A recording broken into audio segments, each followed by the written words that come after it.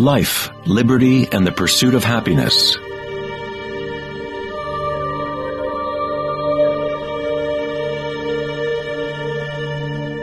We live our lives pursuing happiness out there, as if it is a commodity.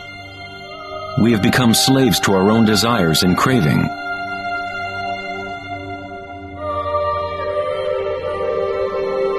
Happiness is not something that can be pursued or purchased like a cheap suit. This is Maya, illusion, the endless play of form. In the Buddhist tradition, samsara, or the endless cycle of suffering, is perpetuated by the craving of pleasure and aversion to pain. Freud referred to this as the pleasure principle. Everything we do is an attempt to create pleasure, to gain something that we want, or to push away something undesirable that we don't want. Even a simple organism like the paramecium does this. It is called response to stimulus. Unlike a paramecium, humans have more choice. We are free to think, and that is the heart of the problem. It is the thinking about what we want that has gotten out of control.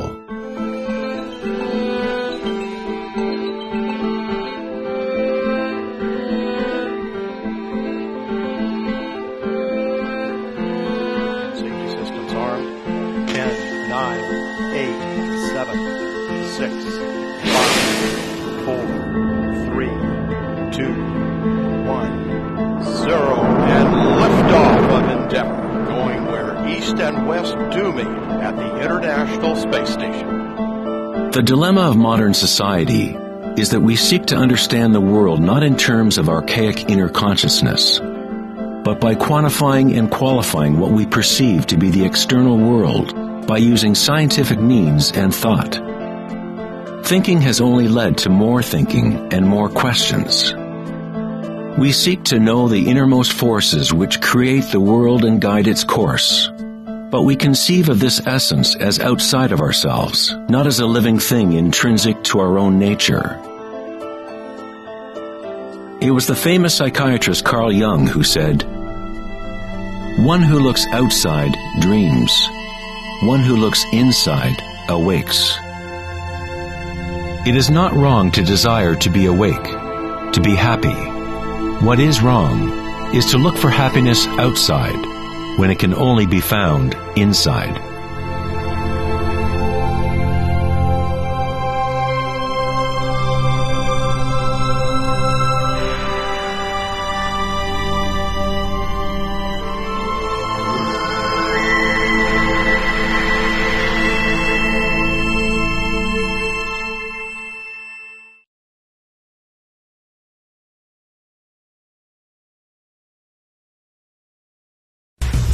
On August 4th, 2010, at the Techonomy Conference in Lake Tahoe, California, Eric Schmidt, CEO of Google, mentioned an astounding statistic.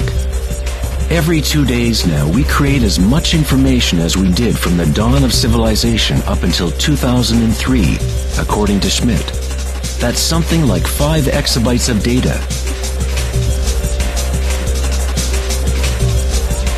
Never in human history has there been so much thinking, and never has there been so much turmoil on the planet. Could it be that every time we think of a solution to one problem, we create 2 more problems? What good is all this thinking if it doesn't lead to greater happiness? Are we happier, more equanimous, more joyful as a result of all this thinking? Or does it isolate us, disconnect us from a deeper and more meaningful experience of life?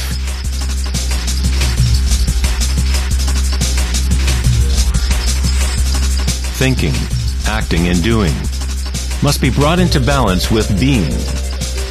After all, we are human beings, not human doings.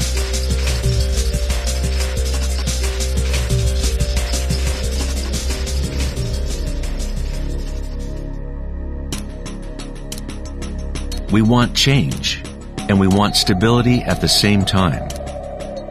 Our hearts have become disconnected from the spiral of life. the law of change, as our thinking minds drive us toward stability, security, and pacification of the senses. With a morbid fascination, we watch killings, tsunamis, earthquakes, and wars. We constantly try to occupy our mind, fill it with information. TV shows streaming from every conceivable device, games and puzzles, text messaging, and every possible trivial thing. We let ourselves become mesmerized with the endless stream of new images, new information, new ways to tantalize and pacify the senses. At times of quiet inner reflection, our hearts may tell us that there is more to life than our present reality, that we live in a world of hungry ghosts, endlessly craving, and never satisfied.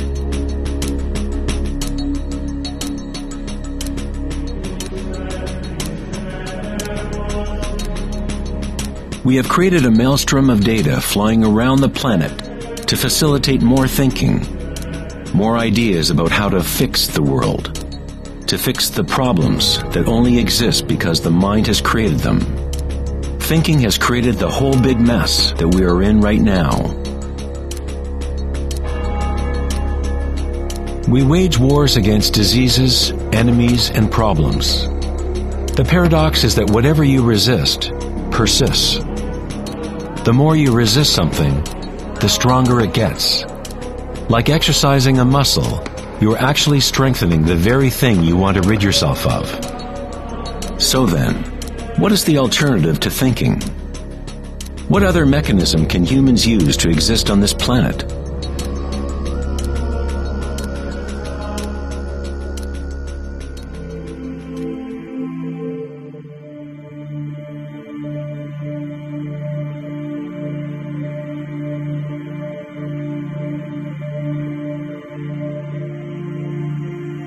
While Western culture in recent centuries has focused on exploring the physical by using thought and analysis, other ancient cultures have developed equally sophisticated technologies for exploring inner space.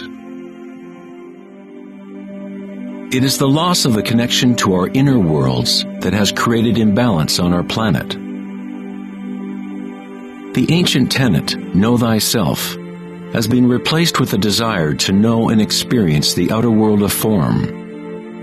Answering the question, who am I, is not simply a matter of describing what is on your business card.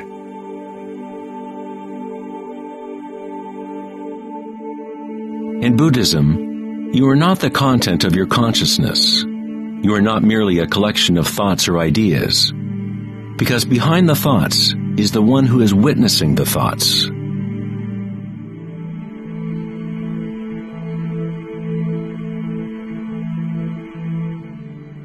The imperative know thyself is a Zen koan, an unanswerable riddle. Eventually the mind will become exhausted in trying to find an answer, like a dog chasing its tail. It is only the ego identity that wants to find an answer, a purpose.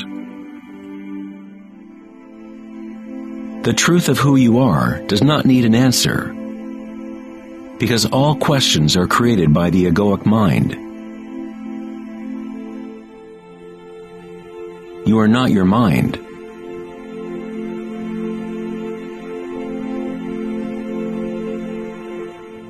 The truth lies not in more answers, but in less questions. As Joseph Campbell said, I don't believe people are looking for the meaning of life as much as they are looking for the experience of being alive.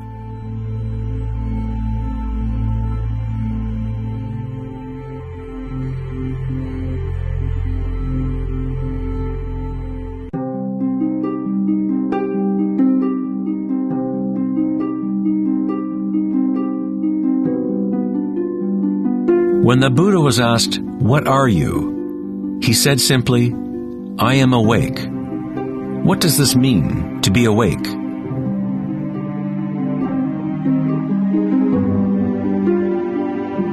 The Buddha does not say exactly, because the flowering of each individual life is different.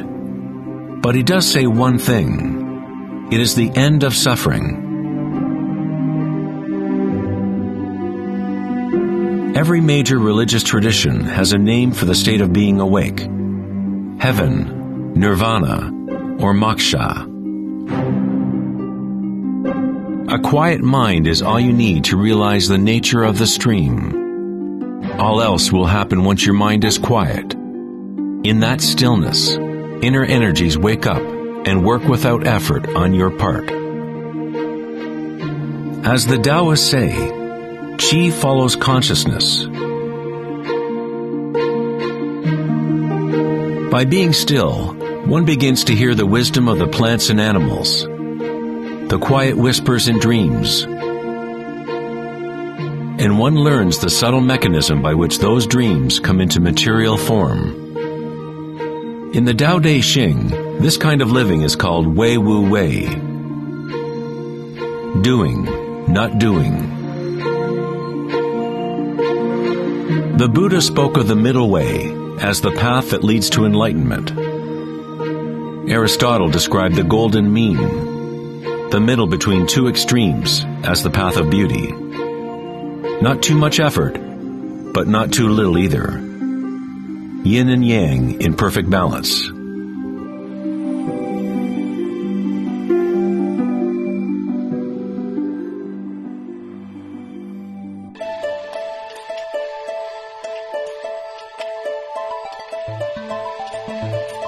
Vedanta's notion of Maya, or illusion, is that we do not experience the environment itself, but rather a projection of it, created by thoughts. Of course, your thoughts let you experience the vibratory world in a certain way, but our inner equanimity need not be contingent on external happenings. The belief in an external world, independent of the perceiving subject, is fundamental to science. But our senses only give us indirect information. Our notions about this mind-made physical world are always filtered through the senses, and therefore always incomplete. There is one field of vibration underlying all of the senses. People with a condition called synesthesia sometimes experience this vibratory field in different ways. Synesthetes can see sounds as colors or shapes, or associate qualities of one sense with another. Synesthesia refers to a synthesis or intermingling of the senses. The chakras in the senses are like a prism, filtering a continuum of vibration. All things in the universe are vibrating, but at different rates and frequencies. The Eye of Horus is made up of 6 symbols, each representing the senses. Like the ancient Vedic system, thought is considered to be a sense.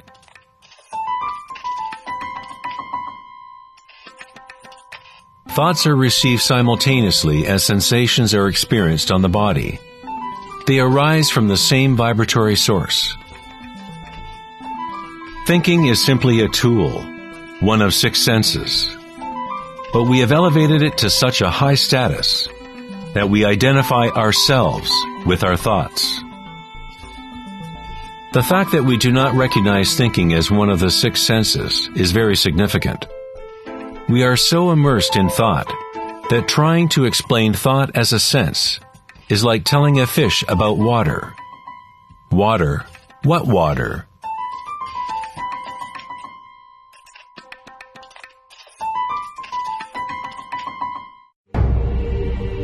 In the Upanishads, it is said, "Not that which the eye can see, but that whereby the eye can see. Know that to be Brahman, the eternal, and not what people here adore. Not that which the ear can hear, but that whereby the ear can hear. Know that to be Brahman, the eternal, and not what people here adore.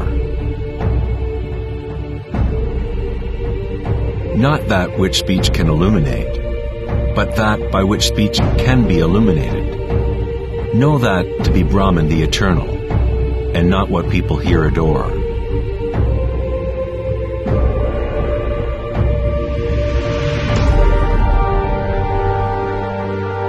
Not that which the mind can think, but that whereby the mind can think. Know that to be Brahman the eternal, and not what people here adore.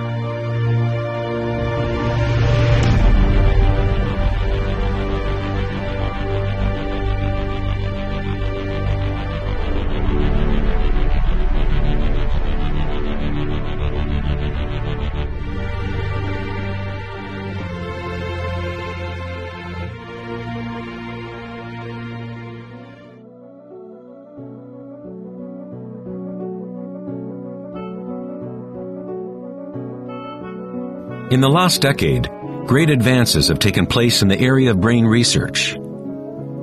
Scientists have discovered neuroplasticity, a term which conveys the idea that the physical wiring of the brain changes according to the thoughts moving through it. As Canadian psychologist Donald Hebb put it, neurons that fire together, wire together.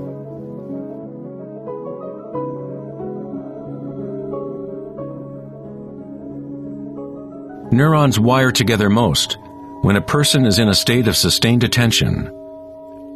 What this means is that it is possible to direct your own subjective experience of reality.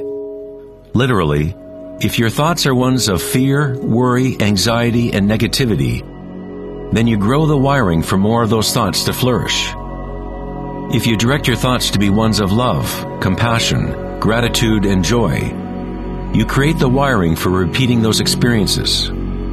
But how do we do that if we are surrounded by violence and suffering? Isn't this some kind of delusion or wishful thinking? Neuroplasticity is not the same as the New Age notion that you create your reality by positive thinking. It is actually the same thing that the Buddha taught 2,500 years ago. Vipassana meditation, or insight meditation, could be described as self-directed neuroplasticity. You accept your reality exactly as it is, as it actually is. But you experience it at the root level of sensation, at the vibratory or energetic level, without the prejudice or influence of thought, through sustained attention at the root level of consciousness. The wiring for an entirely different perception of reality is created.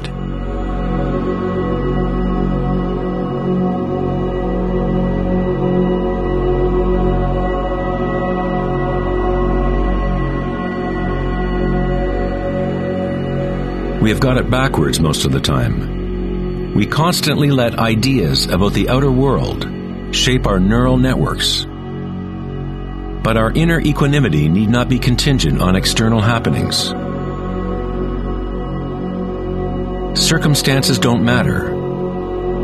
Only my state of consciousness matters. Meditation in Sanskrit means to be free of measurement, free of all comparison, to be free of all becoming. You are not trying to become something else. You are okay with what is. The way to rise above the suffering of the physical realm is to totally embrace it, to say yes to it, so it becomes something within you, rather than you being something within it.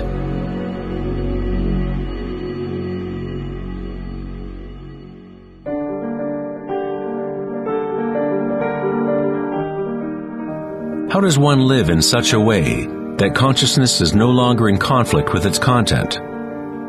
How does one empty the heart of petty ambitions? There must be a total revolution in consciousness, a radical shift in orientation from the outer world to the inner. It is not a revolution brought about by will or effort alone, but also by surrender, acceptance of reality as it is.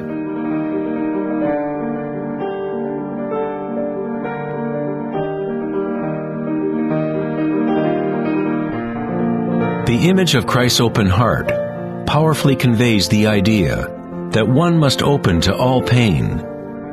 One must accept all if one is to remain open to the evolutionary source. This doesn't mean you become a masochist. You don't look for pain. But when pain comes, which it inevitably does, you simply accept reality as it is, instead of craving some other reality. The Hawaiians have long believed that it is through the heart that we learn truth. The heart has its own intelligence, as distinctly as the brain does. The Egyptians believed that the heart, not the brain, was the source of human wisdom. The heart was considered the center of the soul and the personality. It was through the heart that the divine spoke, giving ancient Egyptians knowledge of their true path. This papyrus depicts the weighing of the heart. It was considered a good thing to go into the afterlife with a light heart. It meant that you had lived well.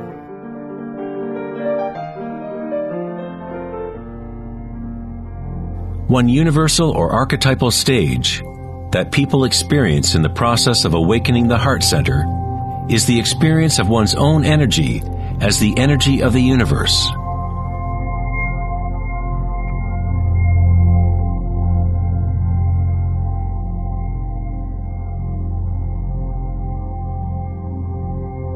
When you allow yourself to feel this love, to be this love, when you connect your inner world with the outer world, then all is one. How does one experience the music of the spheres? How does a heart open?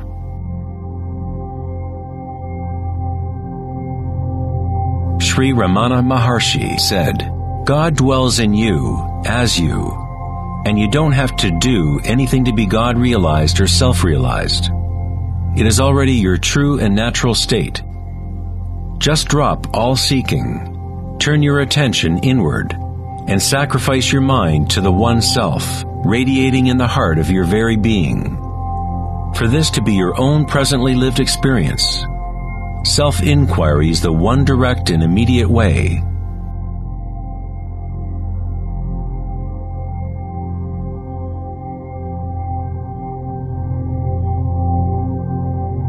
When you meditate and observe sensations within, your inner aliveness, you are actually observing change.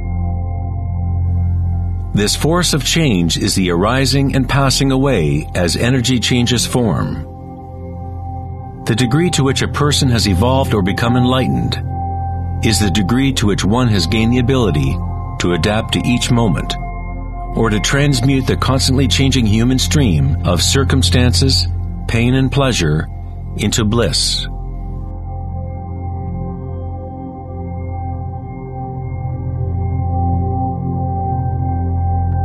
Leo Tolstoy, author of War and Peace, said, "Everyone thinks of changing the world, but no one thinks of changing him or herself."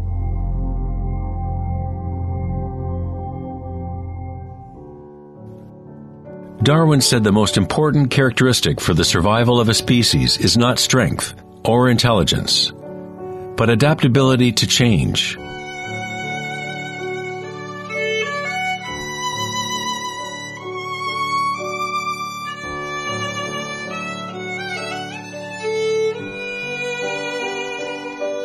One must become adept at adapting. This is the Buddhist teaching of anicca. Everything is arising and passing away, changing, constantly changing.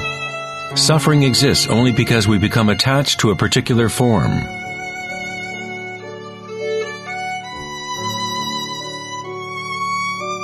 When you connect to the witnessing part of yourself with the understanding of anicca, bliss arises in the heart.